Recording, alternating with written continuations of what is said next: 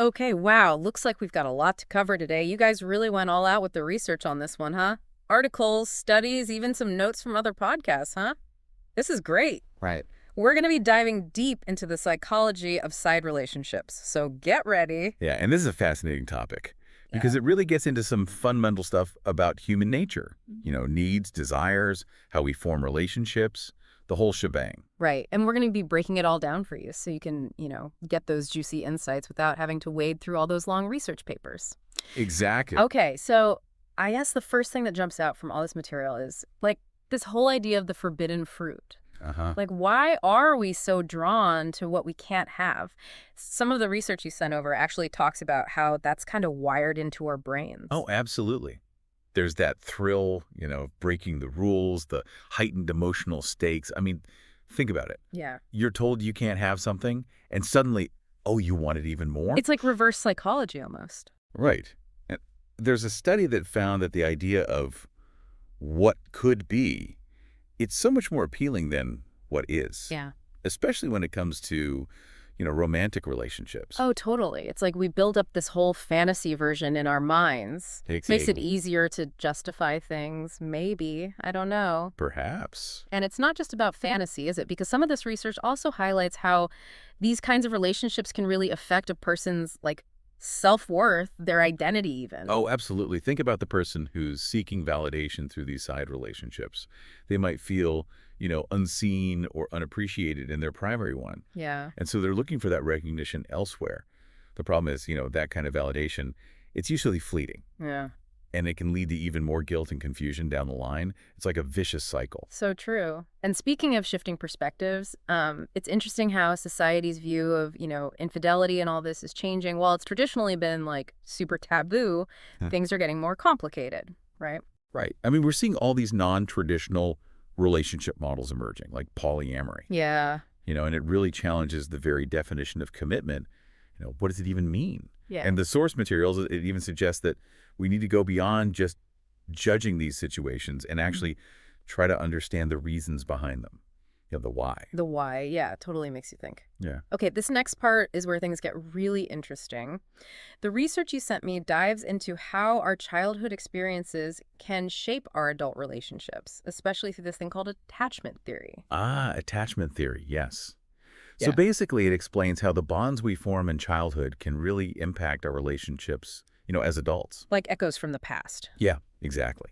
And so secure attachments usually come from, consistent, loving parenting. Right. And those usually lead to healthier, more trusting relationships later in life. Mm.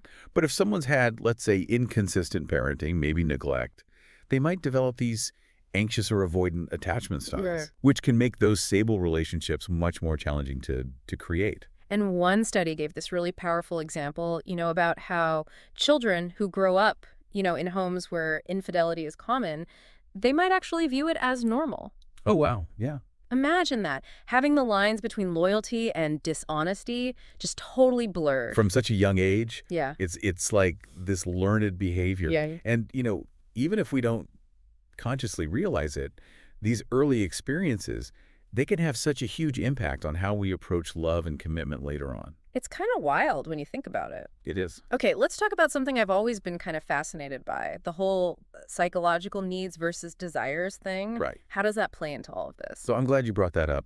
Psychological needs are those, core things we all crave for emotional well-being. Like, Love, connection, security, belonging, those fundamental things. Desires, on the other hand, those are more about pleasure, novelty, even like rebelling against societal expectations. And what's important to understand is that unmet needs, yeah, they can definitely drive us to seek fulfillment elsewhere. makes sense. But desires can also lead to those side relationships, Right. even when someone's primary relationship seems, totally fine on the surface. So it's not always about like a lack in the main relationship. Not necessarily, no. Sometimes it's about, wanting more, wanting different things. Yeah, that's a great point. And it's also important to remember that it creates this kind of tricky cycle. Because when someone starts meeting those needs or desires, outside of their primary relationship, it can lead to more emotional distance with their partner, Oh, I see. which then reinforces that desire for the side relationship. It's kind of a self-fulfilling prophecy, Yeah. Wow, that's really insightful. Okay, so We've talked about needs and desires. Let's talk about, well, love and lust. This is where things get really interesting. Oh, yeah. This research really paints this vivid picture of all those, like, intense feelings, the impulsive decisions, the constant struggle between wanting connection, but also craving freedom. Right. It's a powerful cocktail of emotions. We're all susceptible to it. Yeah. And that's why I think self-awareness becomes so crucial in these situations. You got to take a step back and ask yourself, what am I really seeking here? Is it validation, excitement, escape? What is it? Yeah. Getting honest with yourself. Okay, let's shift gears a bit. Let's talk about the other woman, or, the other man for that matter. Right. The research here really challenges us to, like, look beyond those labels and actually consider all the different motivations that might be involved. Absolutely. It's not always about, being malicious or having shallow desires. Right. Some of the research mentions things like, feeling trapped due to finances or family obligations, or yearning for that emotional fulfillment that's missing in their own lives, or even just getting caught in a cycle that really takes a toll on their own self-worth. Absolutely. It's important to remember that there's a human being with their own story behind those labels. That's a great point. Now, let's talk about the person who is engaging in that side relationship. The research, it kind of outlines some common traits, behavioral patterns we see in these folks. We're talking about, a tendency for risk-taking, compartmentalizing different parts of their lives, a need for validation, and, of course, the whole thrill of secrecy. Yeah, it's almost like a psychological profile, isn't it? And what I find fascinating is how common these patterns actually are. It really makes you wonder, why are they so prevalent? What does that tell us about, human nature itself? Deep stuff.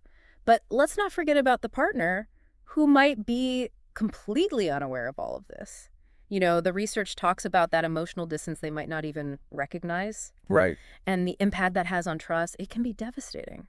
It can be. Yeah. And discovering the truth, that can be incredibly painful. Oh, yeah. But it can also be an opportunity for growth, Right. a chance to maybe renegotiate the relationship, or in some cases, recognize that it's time to move on. Makes sense. Something healthier. Either way, it's a turning point. A turning point, yeah. So we've covered a lot of ground here. The forbidden fruit, society's views, the impact of childhood, the psychology of everyone involved in these, complex dynamics. Yeah, we've just scratched the surface. Yeah. And in the next part, we're going to delve into some real-life stories and see how all these psychological concepts, play out in the real world. It gets messy. I can't wait. Yeah, it's going to be good. Okay, so we've talked about the theory. Now let's get into, the real life stuff. You sent over some interviews with people who've actually been in these situations. Right. Both from the perspective of the person having the affair and the person being cheated on. And I'm really curious to hear their stories, what they went through. Yeah. I think those firsthand accounts really give us a more nuanced understanding of what we've been discussing. For sure. One thing that came up a lot in these interviews was this whole idea of seeking self-discovery and validation. Interesting. A lot of people talked about feeling, overlooked or undervalued in their main relationships. Yeah. And so they end up looking for recognition, affirmation somewhere else. So it's almost like they're trying to, fill a void. Yeah, exactly. Yeah. Like finding a missing piece of themselves. But of course, it's not all, sunshine and roses. Right. Many of these stories also highlight the emotional toll that comes with these relationships. The initial excitement, that sense of liberation you might feel at first, it often gives way to guilt, shame, and that constant fear of getting caught.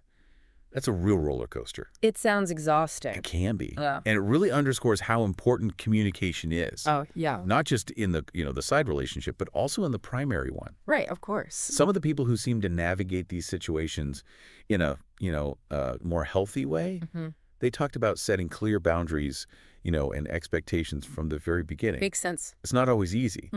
But open and honest communication, it can help prevent those misunderstandings. Yeah. And, minimize the emotional fallout for everyone involved. So these stories really offer a raw and honest look at these complicated situations. But what can we actually learn from them, on a psychological level? What are the big takeaways here? I think one of the most important takeaways is that these situations, they often stem from unmet needs in the primary relationship. Now, that doesn't excuse infidelity, obviously, but it does encourage us to look a little deeper. Are we communicating effectively with our partners? Are we addressing those underlying issues Right. before they, fester and lead to resentment or a desire to seek fulfillment elsewhere. It's a good reminder that relationships take effort. You got to put in the work. Exactly. The research also delves into those, feelings of guilt and shame that often come up. Oh, yeah. And it really highlights how those emotions can, really mess with a person's mental well-being. They can be really heavy, and it emphasizes the importance of, seeking professional help. Yeah. Or finding those healthy coping mechanisms if you're struggling. Therapy, support groups, they can offer a safe space to process those difficult emotions. Earlier, you mentioned something about autonomy in relationships versus becoming too dependent. Uh-huh. Can you talk more about that? Sure. For some people, engaging in a side relationship is a way to kind of assert their independence. Maybe they're pushing back against traditional relationship structures, trying to reclaim that sense of self. Yeah. But for others, it can lead to a cycle of dependence, actually. They might start relying on that attention and validation, from this other person, Oh, I see. which can be, a slippery slope. It is about, like you said before, being honest with yourself. Yes. Understanding what's really driving those motivations. Absolutely. The research also touches on how these experiences really force us to confront some deep stuff, like our fears, our insecurities when it comes to trust, betrayal. That's true. And that can be incredibly painful, obviously, Yeah, but it can also be an opportunity for real growth. I like that. Sometimes working through these, challenges, it can lead to stronger, more authentic relationships. Right. Other times, it might mean realizing that, hey, it's time to move on. Either way, it's a journey of self-discovery. It's all about learning. It is. So we've, explored these personal stories, the psychological stuff, but I'm curious, across all these narratives, all these different experiences, did you see any common threads? Like, do any patterns emerge? There are definitely some recurring themes. One of the biggest ones is this yearning for emotional fulfillment. Yeah, that makes sense. Many people talked about feeling like something was missing in their primary relationship, Right. whether it was a lack of intimacy, poor communication, or simply not feeling seen and appreciated. It's so important to feel seen and appreciated. It is, and it highlights how crucial it is to address those needs, within a relationship, Yeah. to prevent infidelity, to prevent that desire to seek it elsewhere. It makes me wonder if, sometimes these side relationships, they're almost like a symptom of a larger problem within the main relationship. That's a great point. Another common thread that came up was this whole thing about secrecy, Yeah. deception.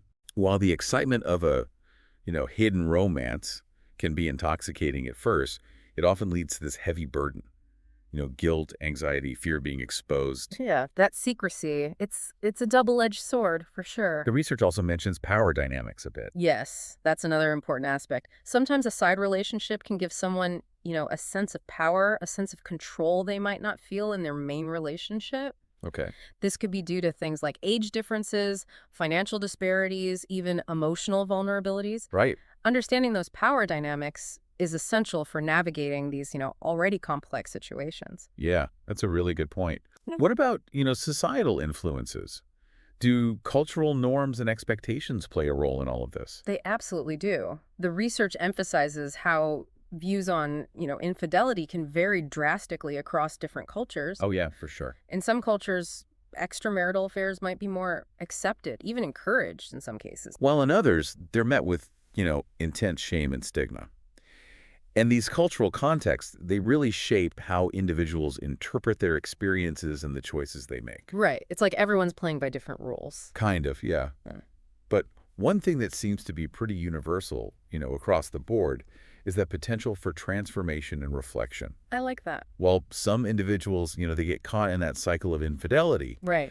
others emerge from these experiences with a new clarity about their values, what they desire, what they truly want in a relationship. It can be like a wake-up call almost. Exactly. A catalyst for personal growth, a deeper understanding of yourself. So even though these situations can be messy and painful, they can also be a source of valuable lessons Oh, absolutely. and insights. It's about learning from those experiences and using that knowledge to, make more conscious choices moving forward. And that leads us to the final part of our deep dive, where we're going to explore how to heal from these experiences, rebuild trust, and ultimately create relationships that are, truly honest and healthy.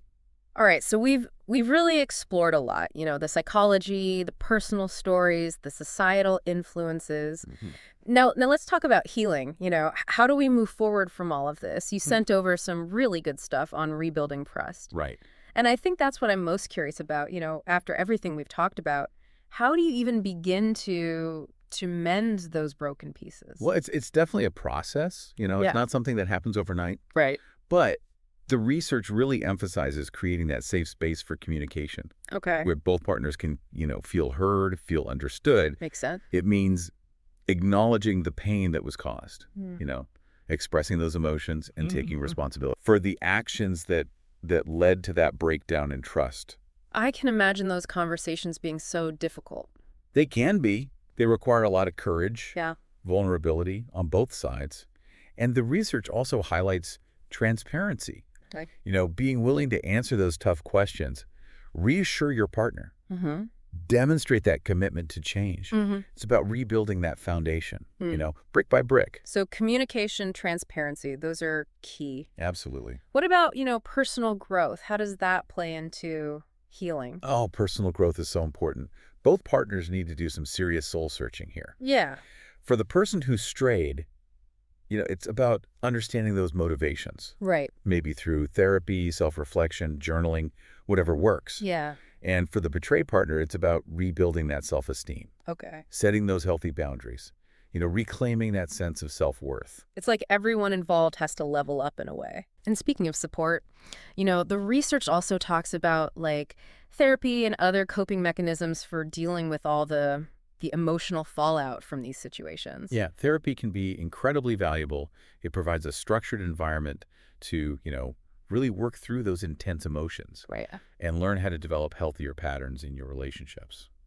Some of the stuff you sent over mentioned like CBT, cognitive behavioral therapy, and exploring, attachment styles Mhm. to better understand how we relate to others. It's about getting to the root of the problem and learning those new coping skills. Okay, so therapy is great, but what about those who maybe aren't ready for that? What are some other things they can do? There are a lot of great options out there. Mindfulness practices, self-compassion exercises, Mm, journaling can be really helpful, even connecting with support groups. right.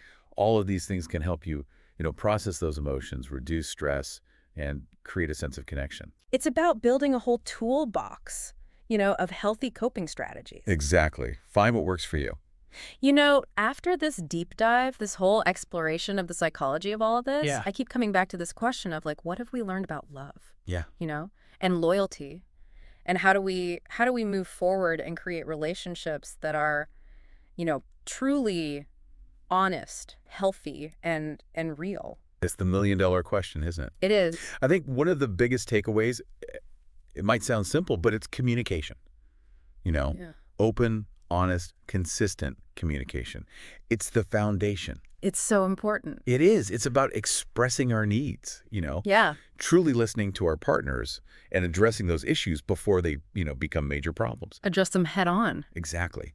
And recognizing those red flags early on. Okay, so communication, red flags, what else? Empathy, compassion, Yeah. understanding that everyone comes with their own stuff, Right. Mm. their own baggage, their own history, and learning to support each other through those inevitable challenges. Love them through it. Exactly. Okay. And recognizing the humanity in our partners, even when they mess up. I love that. That's beautiful. Creating that space of love and understanding, Yes. even amidst those imperfections. And I think, for me, one of the biggest takeaways is that relationships, they're not static. They're always evolving. They are. They're constantly changing, growing, and healthy love requires that commitment Yeah. to grow, both individually and as a couple. So we're all on this journey of, learning and growing within ourselves and A&D within our relationships. We are. As we wrap up this deep dive, is there one piece of advice you would give to someone, grappling with all of this, whether they're the one who strayed, the one betrayed, or even, the other person involved? That's a great question. If I could offer just one piece of advice, it would be honest with yourself. Explore those motivations. Yeah. Acknowledge those emotions, even the difficult ones. Yeah. And seek support, whether that's therapy, trusted friends, a support group, whatever you need. Just remember, you're not alone in this. That's so important. And it's a good reminder that relationships, they're complex. They are. There's no easy answers, no one-size-fits-all solution. Right. But, with understanding, self-awareness, a willingness to grow, I think we can all create those healthier, more fulfilling Yeah. connections. Couldn't agree more. Well, this has been a fascinating deep dive. Thank you so much. Thank you. It's been a pleasure. And to you, dear listener, thank you for taking this journey with us. Keep exploring, keep learning, and, keep diving deep. We'll see you next time.